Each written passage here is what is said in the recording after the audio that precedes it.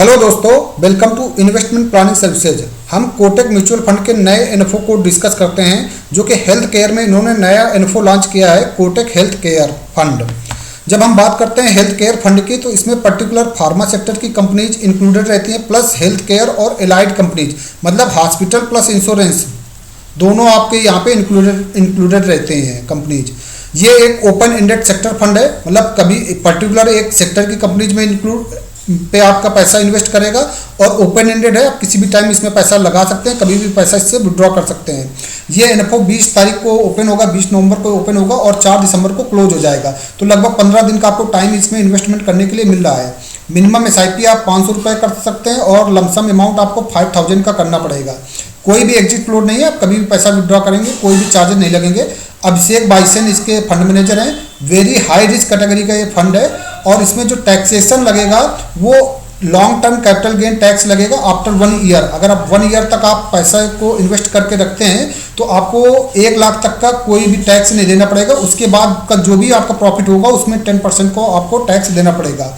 वही अगर आप 1 साल से पहले पैसे को विड्रॉ करते हैं तो इसमें आपको 15% का short term capital gain tax आपको यहाँ पे अप्लाई होगा। फेस वैल्यू इस फंड की 10 रुपये रहेगा। तो कोई भी इन्फो होता है वो 10 रुपये के फेस वैल्यू से ही स्टार्ट होता है।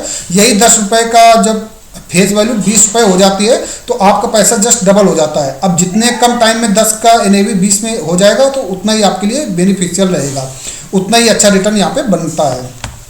बात करते हैं सिमिलर हेल्थ केयर फंड की, तो UTI हेल्थ केयर फंड है, जिसने लास्ट के 1 साल में 25% का रिटर्न दिया है, 3 साल में 13% का रिटर्न दिया है, और 5 साल में 17% का रिटर्न दिया है, और 7 साल में 11% का रिटर्न दिया है। तो ये एक अच्छा फंड कंसीडर कर सकते हैं।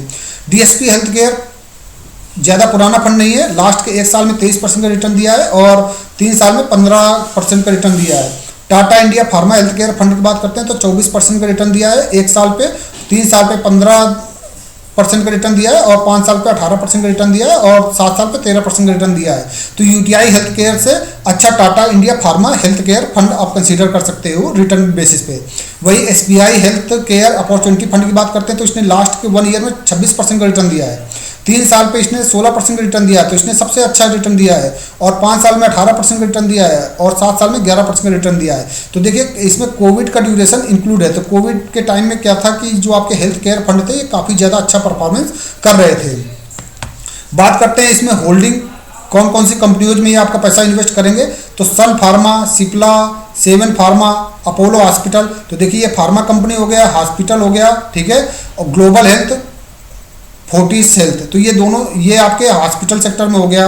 बाकी जो ICICI लोम्बार्ड है, ठीक है, मैक्स हेल्थ केयर है, तो ये आपका इंश्योरेंस सेक्टर में हो गया। तो यहाँ पे पर्टिकुलर हेल्थ केयर में आपके आ जाती है फार्मा कंपनी प्लस इंश्योरेंस और प्लस आपके हॉस्पिटल, जो भी आपकी हेल्थ केयर से रिलेटेड होती हैं। तो ये एक एवरग्रीन सेक्टर हो गया, इसमें आपको रिटर्न हमेशा फ्यूचर में अच्छा मिलता रहेगा।